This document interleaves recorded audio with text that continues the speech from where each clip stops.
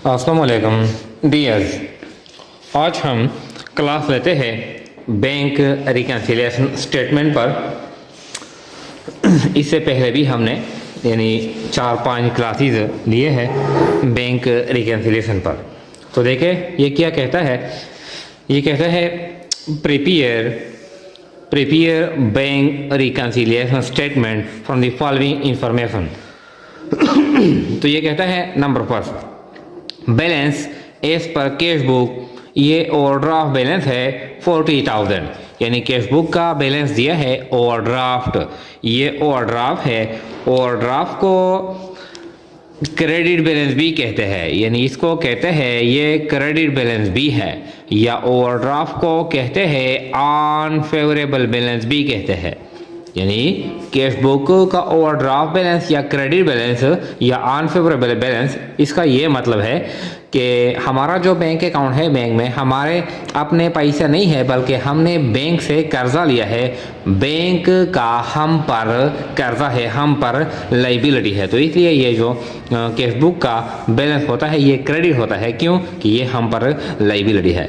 ये अमाउंट कितना है? 40,000। इस तरह सेकंड है अनप्रेजेंटेड चेक, यानी चेक इशूड टू एम्प्लॉय या for example to supplier but they did not present in the bank for payment. तो ये अनप्रेजेंटेड चेक है।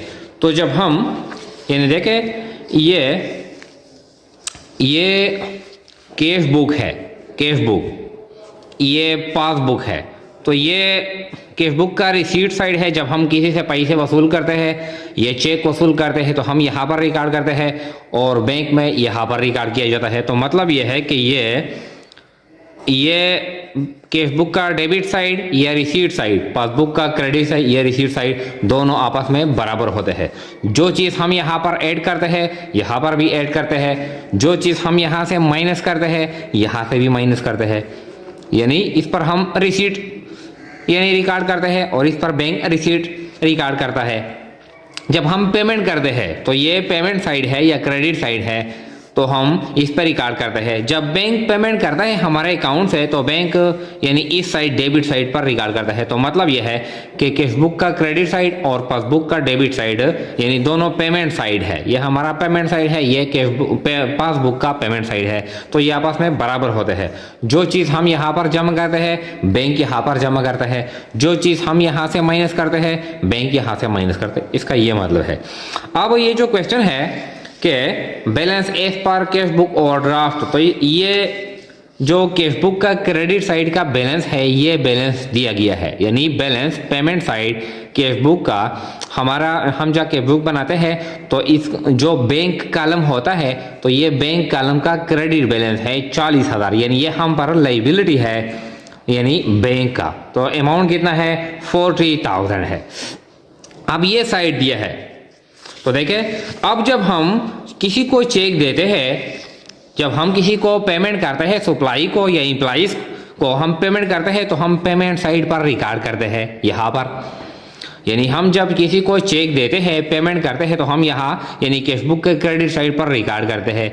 अब बैंक में वो चेक प्रेजेंट नहीं हुए हैं, लेकिन हमने क्रेडिट पर रिकॉर्ड किए हैं, हमने यहाँ पर जमा किए हैं। तो जब हमने जमा किए हैं और ये बैलेंस भी दिया है, अब हम बराबर करते हैं, रिकन्सिलिएशन करते हैं। यहाँ पर हमने पेमेंट रिकॉर्ड किया है, तो फिर हम ये जो अनप्रेजेंटेड चेक है ये हम यानी इस बैलेंस से माइनस करते हैं। तो ये जो बैलेंस है ये जो 5,000 है ये हम माइनस करेंगे, यानी ये हम माइनस करेंगे, यानी ये जो ओवरड्राफ्ट बैलेंस है। फिर कहता है ये जो नंबर 3 है, चेक डिसऑनर्ड बाय बैंक ₹4,000।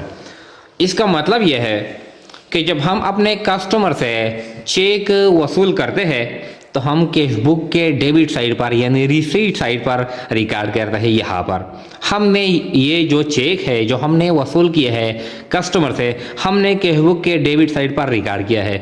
अब पासबुक में ये हमारे अकाउंट में जमा होता है, लेकिन किसी वजूहात की बिना पर बैंक ने ये डिसऑनर किया है, यानी बैंक में जमा नहीं हुआ है यहाँ पर रिसीट साइड में, लेकिन हमने इसको यहाँ पर जमा किया है। मतलब यह है कि कैश बुक का डेबिट साइड इंक्रीज हुआ है, ज़्यादा हुआ है।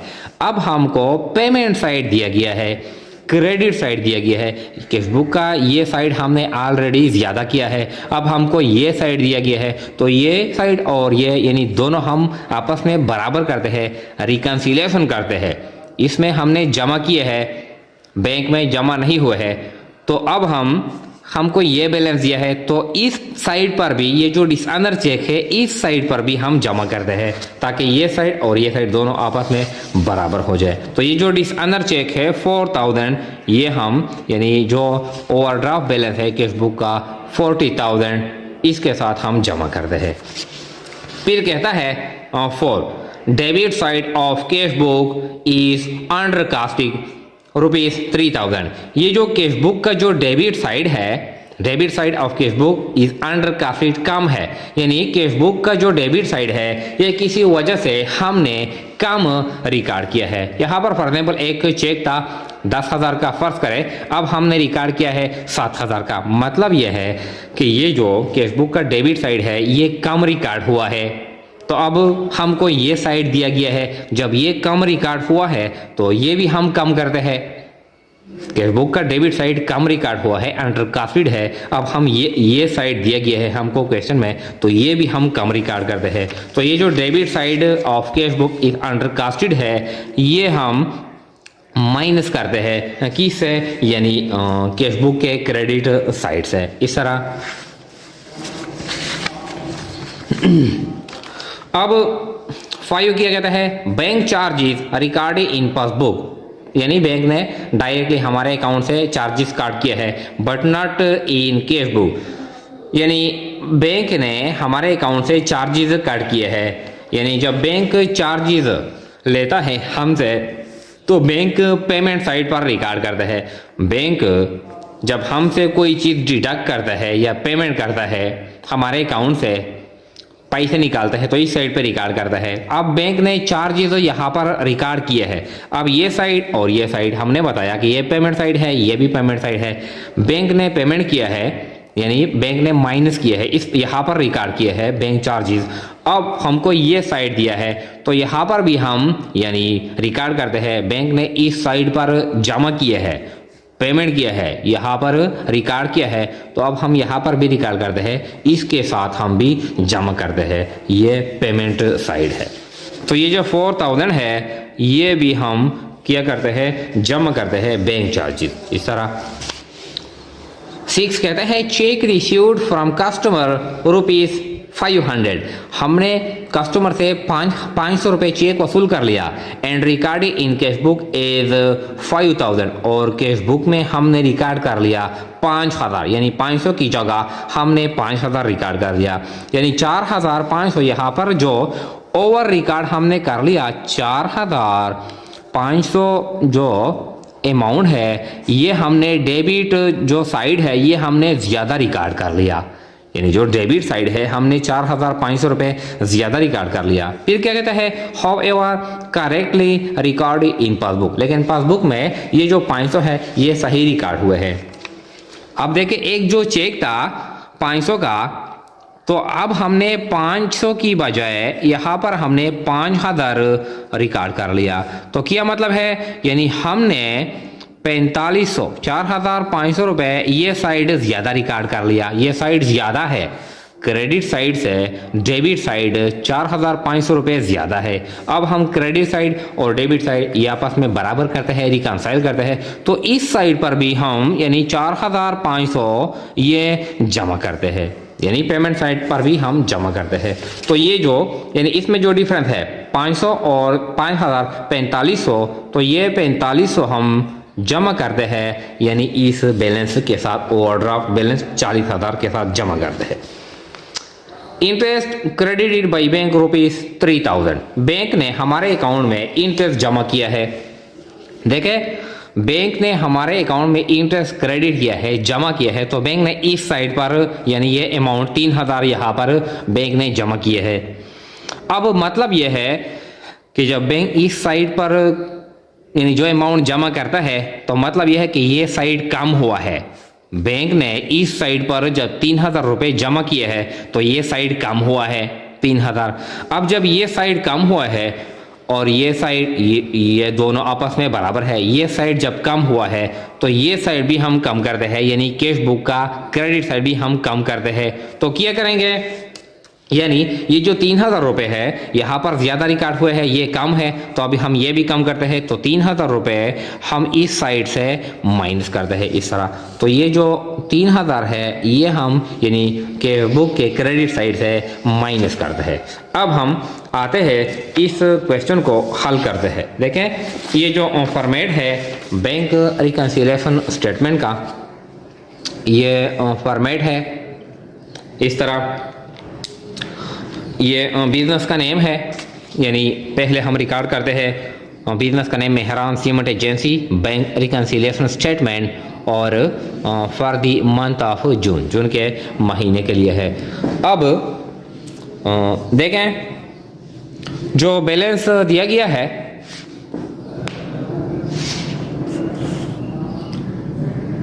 ये जो बैलेंस है, balance as per cash book, ये लिखते हैं। तो यहाँ पर लिखते हैं balance as per cash book. तो चूंकि ये ओवरड्राफ्ट है, इसको ओवरड्राफ्ट भी कहते हैं, इसको अनफेवरेबल भी कहते हैं और इसको क्रेडिट बैलेंस भी कहते हैं। कितना है, यानी ये 40,000 40,000 है, 40,000 ये यानी अमाउंट है। अब पहले इसके साथ यानी जो हम अमाउंट ऐड करते हैं वो रिकॉर्ड करते हैं, इसके साथ ऐड करते हैं ऐड। अब जो यानी इसके साथ हम ये जो चेक डिसऑनर है ये भी हम जमा करते हैं और ये जो 5 नंबर है बैंक चार्जेस ये भी जमा करते हैं। तो ये number 3 cheque dishonoured by bank, या सिर्फ चेक डिसऑनर्ड, चेक डिसऑनर्ड इस तरह बाय बैंक। ये जो अमाउंट है, अमाउंट कितना है, यानी ये 4000। तो 4000 हम यहाँ पर रिकॉर्ड करते हैं इस तरह। इसके बाद है bank charges recorded in passbook but not in cash book, ये 5 नंबर है बैंक चार्जेस, यानी बैंक ने हमारे अकाउंट से चार्जेस डिडक्ट किए हैं। तो अब हम भी पेमेंट साइड पर रिकॉर्ड करते हैं, यानी ये पेमेंट साइड के साथ जमा करते हैं बैंक चार्जेस। अमाउंट है 4000 इस तरह। इसके बाद है जो चेक अरांगली, यानी 500 की जगह हमने 5000 रिकॉर्ड किए हैं डेबिट साइड पर, यानी 4500 रुपये हमने डेबिट साइड ज़्यादा किया है। अब हम जमा करते हैं क्रेडिट साइड पर भी, यानी ये 4500।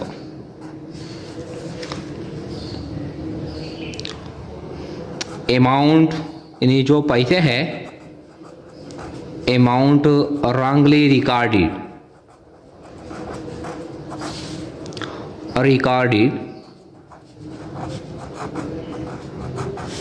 इन cash book, amount wrongly recorded in cash book. तो कितना है, यानी अमाउंट कितना है, 500 की बजाय हमने 5000 रिकॉर्ड किया है, तो इसमें ज़्यादा कितना अमाउंट रिकॉर्ड हुआ है, 4500। तो ये हम जमा करते हैं 4500 इस तरह। अब ये टोटल कितना बनता है, अब ये टोटल कितना बनता है देखें, 4000 और 4000 8000 और 4500, तो ये बनता है 12500 12500। इसको इसके साथ जमा करते हैं टोटल या सब टोटल इस तरह। तो 40,000 और 12,500 ये बनता है 52,500 इस तरह। अब हम यानी जो माइनस करते हैं लेस की एंट्री अब करते हैं। इससे अब हम लेस करते हैं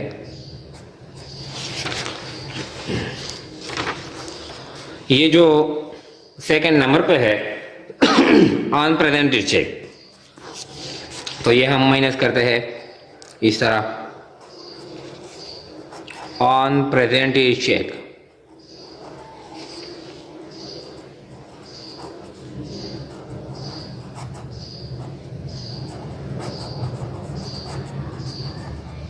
अमाउंट कितना है 5000, ये 5000 हम यहाँ पर रिकॉर्ड करते हैं 5000। इसके बाद है ये 3000, debit side of cash book is undercasted. Debit side कम है, अब हम क्रेडिट साइड भी कम करते हैं, तो इससे माइनस करते हैं, तो debit side of cash book is undercasted, यानी कम हुआ है, तो हम भी कम करते हैं। कितना है अमाउंट 3000, इस तरह 3000 ये हो गया। इसके बाद है ये जो लास्ट एंट्री है 7, इंटरेस्ट क्रेडिटेड बाय बैंक ₹3000। तो लास्ट एंट्री 7 यानी interest credited, interest credited by bank, ये अमाउंट है कितना है 3000। तो अब हम जमा करते हैं 3000 और 3000, 6000 और 5000, 11000। इस तरह ये 11000 बनता है। अब ये इससे माइनस करते हैं, 52000 से 11000 माइनस करते हैं, तो ये आता है 51500, 51500। अब देखें इसके साथ हम लिखते हैं ये जो किस बुक का पेमेंट साइड दिया था, ओवरड्राफ्ट बैलेंस दिया था, अब हम ये साइड मालूम करते हैं। ये साइड क्या है, ये पासबुक का डेबिट साइड है, तो इसके साथ हम लिखते हैं, यानी ये कैश बुक का बैलेंस दिया था क्रेडिट ऑन फेवरेबल, अब इसके साथ हम लिखते हैं कि balance is per passbook, balance is per passbook. अब ये हम यानी ये डेबिट बैलेंस है। देखिए ये डेबिट क्यों है, ये जब इसने कैश बुक का क्रेडिट दिया है, अब हमने मालूम कर लिया कौन सा बैलेंस है, ये डेबिट बैलेंस हमने मालूम कर लिया। तो कितना है 51500 है। यानी ये जो कैश बुक है, इस क्रेडिट को यानी इसको ओवरड्राफ्ट भी कहते हैं और इस क्रेडिट को ऑन फेवरेबल भी कहते हैं। यहाँ पर ये जो डेबिट है यानी ये क्या है, ये ऑन फेवरेबल बैलेंस है, ये भी ऑन फेवरेबल बैलेंस है। Thank you.